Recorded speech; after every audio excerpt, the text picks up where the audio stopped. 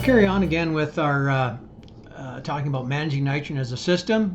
We've gone through a series of videos already, and so one of the first ones we talked about was just how do you make a nitrogen recommendation. Are you using habit, same rates every year? Are you using a pre-side dress nitrate soil test, yield goal times some factor per bushel, or Ontario nitrogen calculator, or some of the online tools that are offering incorporating some weather data and some other parameters in there. So today we're going to focus on the pre-side dress nitrate soil test, and it has to be taken at a 0 to 12 inch core, so we want to account for as much nitrate in the root zone as possible. So 12 inch core depth is important, taken just prior to side dress timing.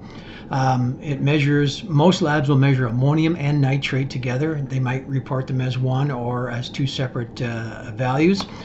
And it is calibrated for interpretation on that first 2 weeks of June is what it's designed to do. And it was also, ironically, when it was first developed in the early 90s, it was developed for cash crop environments where there was no manure, no organic end sources or legumes of any kind in the rotation. And unfortunately, the irony is that we need nitrate soil tests exactly for those things.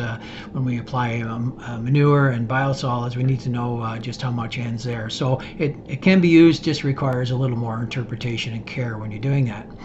So getting a good sample does require some effort. You want to stay out of any starter bands.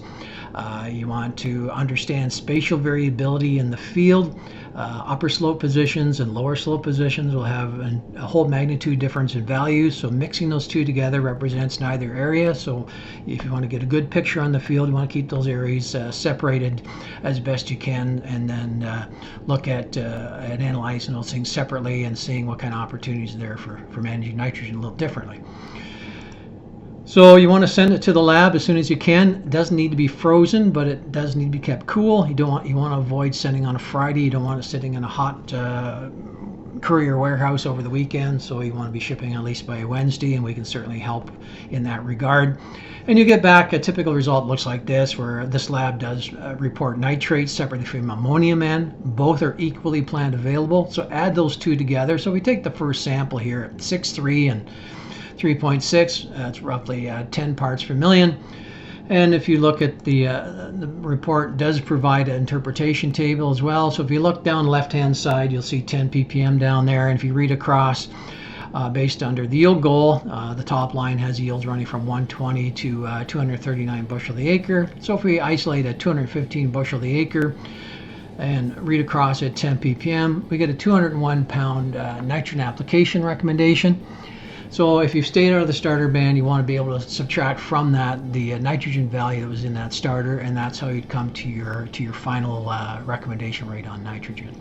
So this is a very brief overview of how a PSNT test could work in fine-tuning your nitrogen recommendations. We will continue on with more tomorrow. So thanks for listening.